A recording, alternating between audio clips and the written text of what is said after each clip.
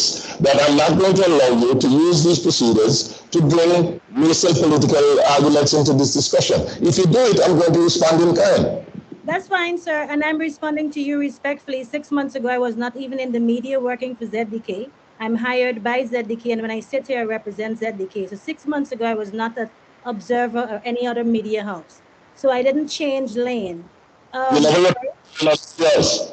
Pardon? You never represented another media house. 3 years ago, I worked for Observer, sir, respectfully. But it's not about me. We're coming here and you're asking questions, and the questions are asked of the media. Pardon? It's about you as well. When the media, when the media takes a position that it has a partisan political stand, it is about you as well. I think I want to address this matter because a lot of times people like yourselves, Nikki, assume you can take pot shots at people who are in public office, like myself, and any others who aspire for political office, and then do not expect an equal response in political terms from those persons who are attacking. And I'm saying to you, you are disingenuous by seeking to say that it was a transactional relation that Mr. George has sold himself. That's a term that you use. I find it objectionable because you asked a question before and I gave you the legitimate reason. Then you try to speak on behalf of the membership of the Labour Party. I asked you, what does that have to do with you? I can give you evidence to show you that the Antigua Barbuda Labour Party membership, just like in my case in 2012, accepted me when I went forward to become the spearhead in St. John City East.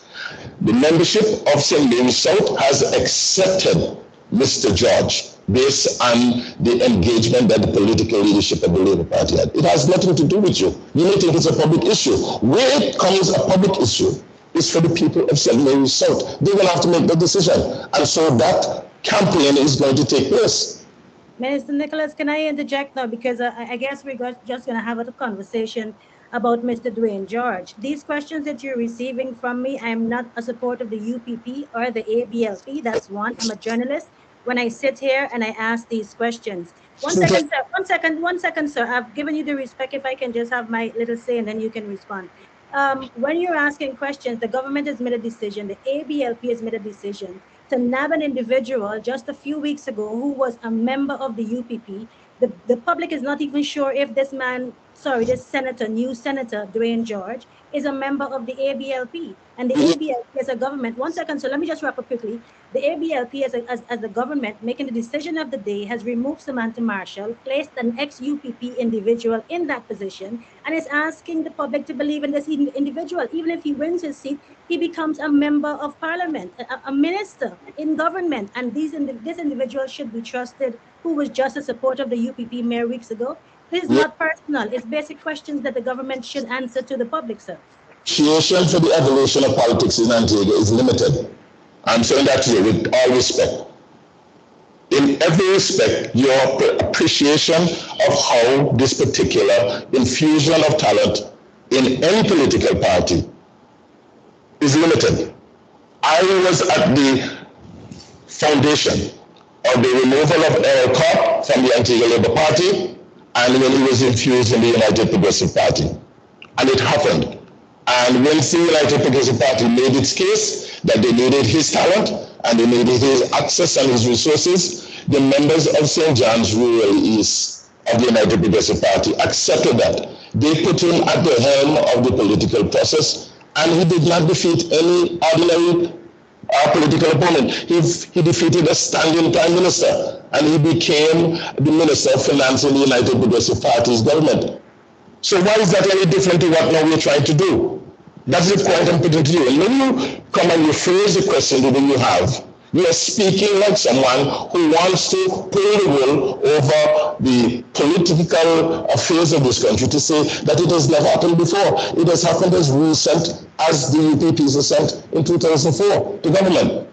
And I'm saying this to you. And in 2012, when I resigned away from the creation or the development of the Organization for National Development, and I became a member of the Antigua Labour Party, that is exactly what happened again.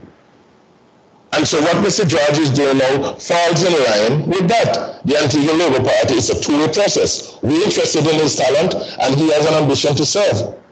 And so we're taking it at that level, and we're going forward on that basis. It is ultimately going to be left to the people of St. Louis South to make a decision as to whether or not they find that as an acceptable outcome. But that is the campaign that is going to take place in the coming weeks. Yes, I didn't expect this to take up all of my time, and I know I usually get into trouble continuously with this. But can I ask one question surrounding the lands that the government spoke about? Garfield, Mr. Nicholas, is that okay? Yes, sure. Okay, thank you.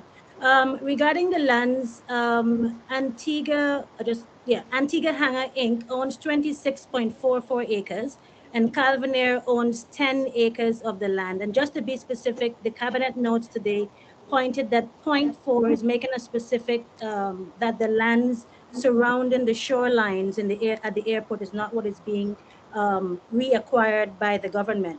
So my question would be, has the government begun consultations or negotiations with both Mr. Calvin Ayre and the owner of Antigua Hangars, Inc.?